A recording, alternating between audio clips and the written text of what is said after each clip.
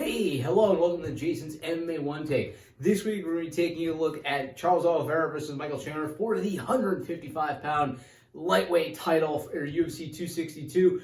But let's talk a little bit about last week. We went 6-3, landing in the money, getting some good underdog picks. We performed well. I want to continue that train rolling into this week. Let's go over the calls. And in the first one, the main event, this is going to be your new champion to replace the retirement or the retiring Khabib Nurmagomedov. And in this one, I think Charlie Olives is your guy. Now, with that being said, Michael Chandler, great champ over in Bellator, but he's mostly an unproven product in the UFC, and Vegas believes so too because Olives is coming in here the favorite at -140. He's the guy to put your money on. Don't believe the hype in Chandler. We haven't seen enough out of him yet. Now, if he goes out and win, maybe he can make that claim, but until he does it, he's not worth your money.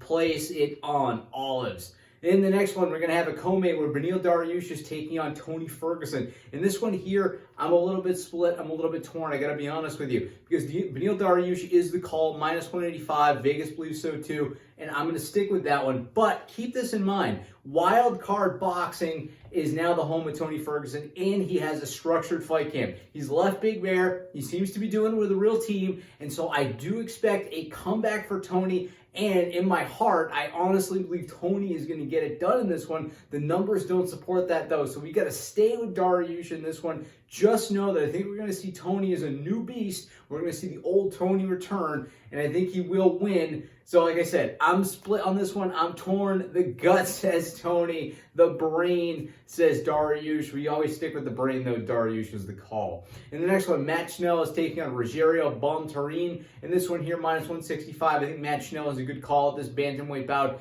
That's the one to put your money on. Although both those guys are struggling a bit lately, I'm not sure they really belong on the main card. Just is what it is.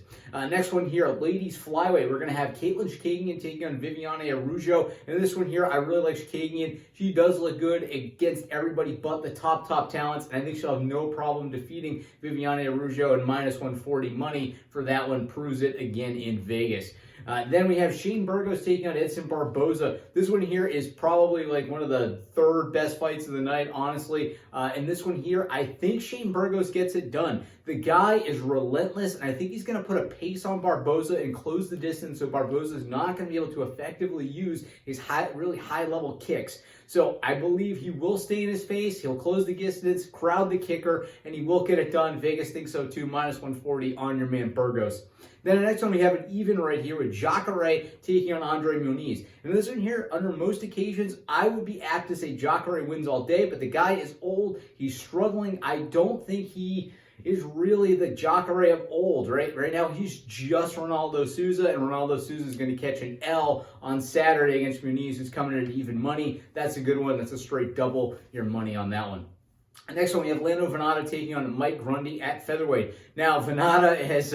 he's a tough one to call, right? The guy, he looks great, then he gets clipped, he goes down, he has these wars, he goes to draws. He hasn't caught a break, really, and he has a lot of miles at his young age. But I do think he's going to win this one. He's a +105er, is one of the few underdog picks that I can call. But at +105, that money's going to tip around. We'll see what happens on Saturday. But for now, I'm sticking with the underdog Venata in the featherweight matchup.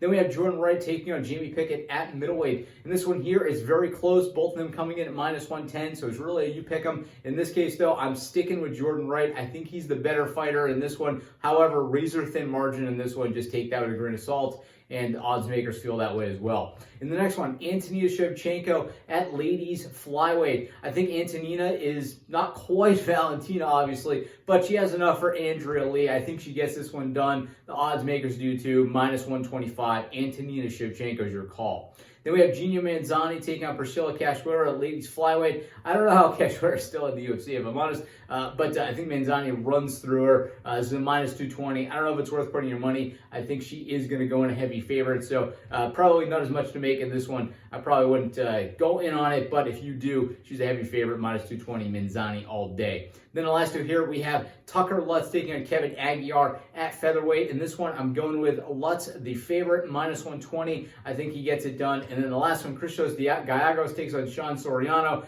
Soriano is not looking too good in the UFC right now. Gallegos looks a bit better, minus 220. Again, heavy favorite for Gallegos, and I believe he gets it done in this lightweight matchup. So we'll see how things play out. We killed it last week. I'm hoping to continue cruising with this one. And that has been your MMA One Take.